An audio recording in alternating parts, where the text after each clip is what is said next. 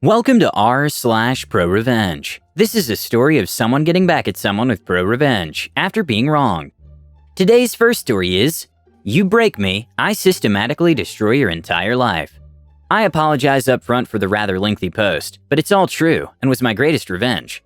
It all starts about 10 years ago. I was happily engaged to a girl who I knew for about 9 years, but had only been dating for about 1 year.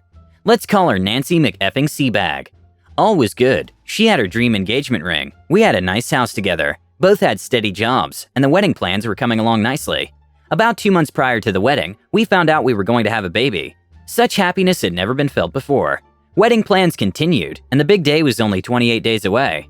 I come home from work and find that Nancy isn't home. I call her to see if she got held up at work and to see what time she might be home.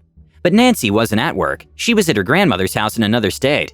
Nancy calmly told me that she no longer wanted to get married and that she was not coming home. Complete and utter shock. What in the F just happened? I tried to call her back. Her phone is off. I call her grandmother, no answer. What about the wedding? What about our baby? What about everything? No answers. No contact for 3 days. 3 days of no breath in my body, no clues, nothing. On day 4, Nancy shows up and starts packing her stuff. She won't say a word to me. Nothing. She leaves and sends me an email saying that she can't be with me. Again, no reasons. I begin calling her sister and asking what the F happened. Her sister tells me that she has no idea, but gives me their mom's phone number. Strange. Nancy said her mom was out of the picture because she was an abusive alcoholic. Nevertheless, I call mom. Mom tells me that I'm lucky number 3 who has fallen for this trap. Nancy cut mom out of her life so mom couldn't ruin Nancy's game of milking guys for money and resources. Nancy's been pregnant twice before and had miscarriages and milked guys for everything she could before running off to super Christian grandma's house and claiming abuse so grandma will take her in until the dust settles and she can do it again. What the F? Weeks go by and still no contact with Nancy. I've lost 20 pounds and have been counseled at my job for poor work performance. My family is mad as F. Family members lost money on travel plans to the wedding and I am mortified. I lost all the deposits on everything for the wedding since it was less than 30 days before it was canceled. I'm broke.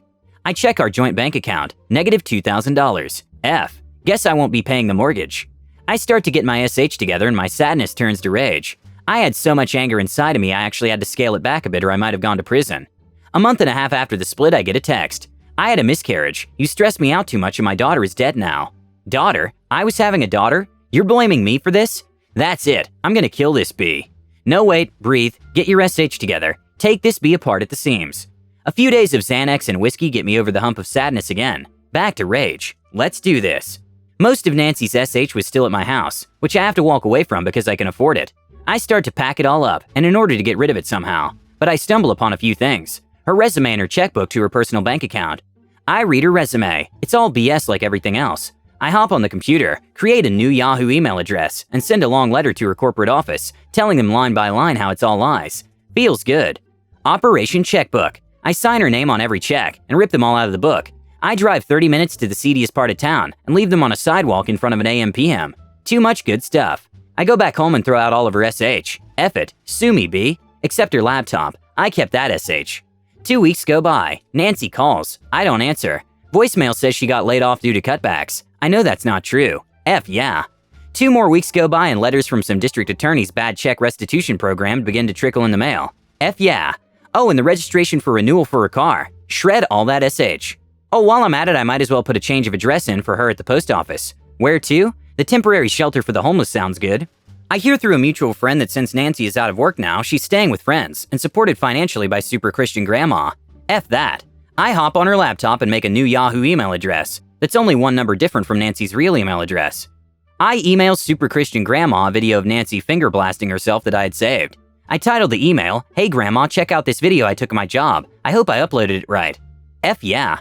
Email reply, You're disgusting. I hope your new job pays well because I'm not supporting you if you act like that. OD, a 2-for-1 deal. Embarrassment and financial distress. Nice. Weeks go by and I get a call from a Rent-A-Center. WTF? Oh, they want all of Nancy's furniture back. I had no idea it was rent-to-own SH. I tell them I don't have it. They argue and say she says I have it. I stick to my guns and tell them I do not have it, and I don't know where it is.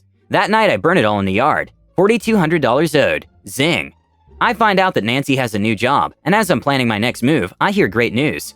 Nancy's been arrested and is in jail for embezzlement. Apparently she had some money problems, and stole $5,000 out of petty cash and got busted. Oh god, this is great. She effed herself.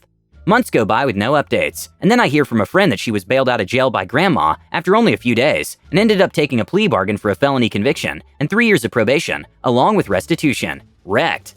I hang my hat and call it a day. I've gotten my revenge. I'll leave it there. Time to move on. A couple months later, the phone rings. It's a repo company looking for info on where Nancy is because they're trying to repossess her car. Ha ha ha, okay, one last nail in the coffin.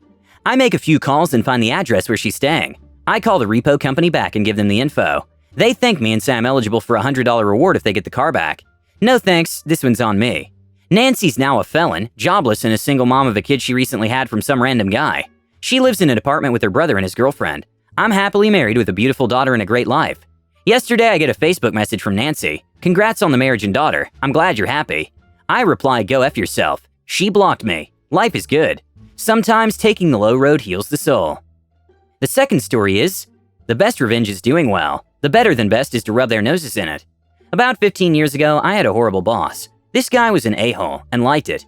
It went beyond being demanding or easy to anger. He actually took pleasure in trying to humiliate and belittle everyone in every single conversation he had with them.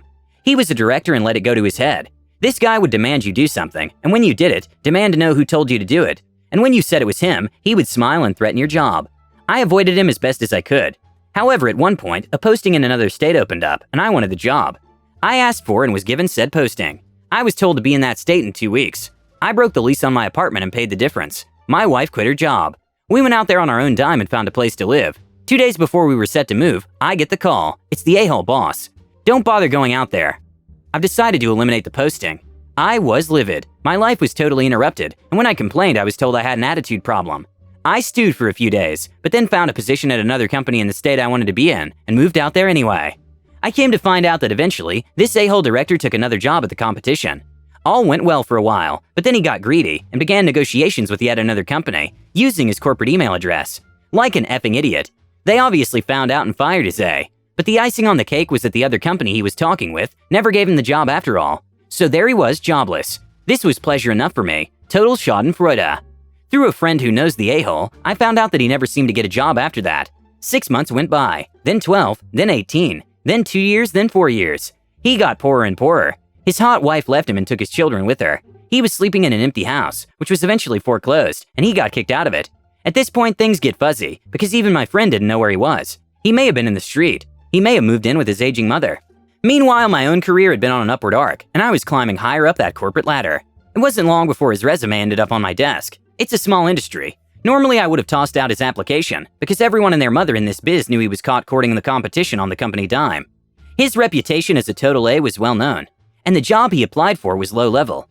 I mean, $10 an hour low-level grunt work. He was a former director at 6 figures, and now was willing to work SH work at an SH wage just to feed himself. Anyone would have considered him overqualified, including me. But I had to have him in my office. I wanted to see him on the other side of my desk, asking me for breadcrumbs like a common street beggar. I wanted to see this a-hole, who nearly ruined my and a dozen other lives and laughed at it, groveling for a job at my effing feet.